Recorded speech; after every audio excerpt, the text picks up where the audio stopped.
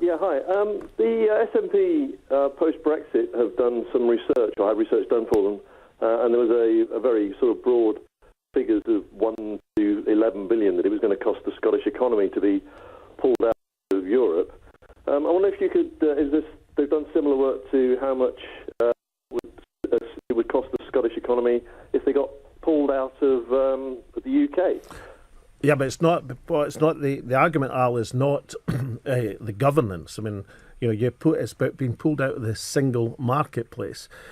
For example, you could have an independent Scotland, but still have a single marketplace across the UK. You could still have the common travel area, which has been in existence since 1922, and equally, you could pull out of the European Union and still be within the single marketplace of Europe. So the economic analysis you're talking about is the cost of not being part of a single marketplace.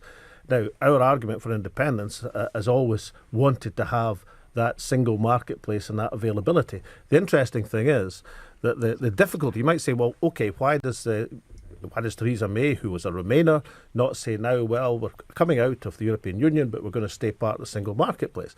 It is because she's thorough to the idea that she will not allow the free movement of people or labour, that is the contradiction. Can I just put something to a story that's broken in the last hour or so? Apparently Nicola Sturgeon is monitoring this legal challenge that's being brought in the wake of the Brexit vote to see if it could open up a means for Holyrood to block the UK's European exit. You're aware of this case that's being brought. Now, she says, well, there'll be a real risk that the UK will suffer a lost decade or more if it leaves the EU. Isn't this yet another example of Scotland thinking that it can block Brexit? Well, I think Nicola Sturgeon should take her instruction from the verdict of the Scottish people. She's Scottish First Minister. If you remember, the Scottish people voted decisively to remain 62%. Yeah, but the UK people didn't, and it was a UK-wide vote. But Nicola Sturgeon is there to represent Scotland and the Scottish people. That is her job.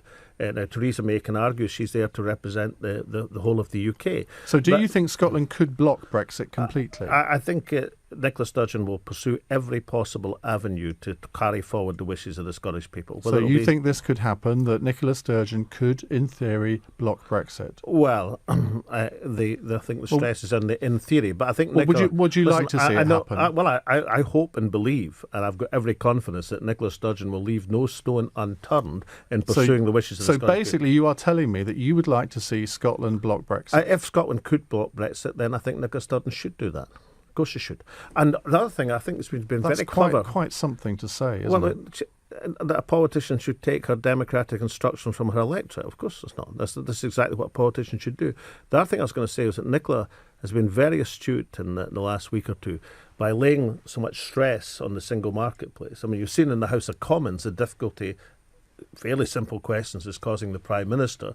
Would you like to stay within the single marketplace? You think you either say yes or no. It's an objective you're keen on or not.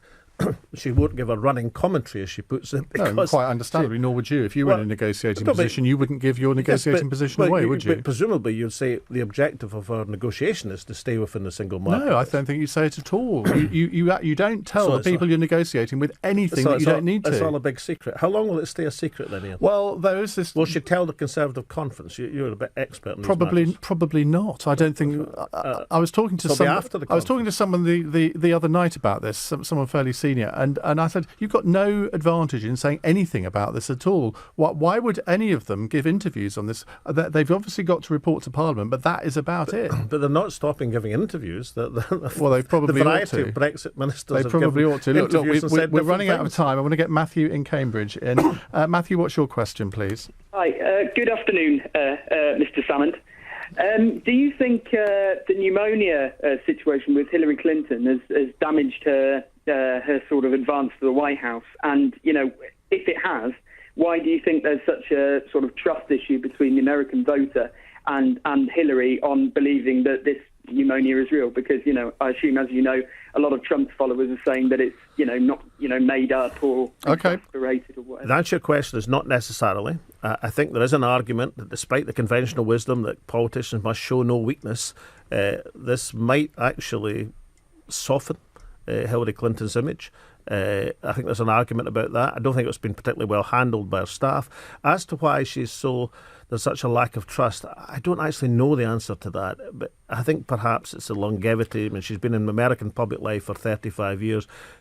Anybody would build up a lot of baggage. However, pneumonia or no pneumonia, I think Hillary Clinton's problems are as of nothing compared to the problems we would all have if it becomes President Trump. Matthew, thank you for that. One word answer. Final question. Parliament's moving out of the building for 6 years. Where should it go? Oh, Parliament should go permanently. This Parliament, Palace of Westminster should be a tourist attraction. It should be a museum. Magnificent it will be in the capital city. And Parliament, as long as there's a single state UK, should go to Liverpool, Manchester, for goodness sake, somewhere that LBC is much listened not to. Glasgow.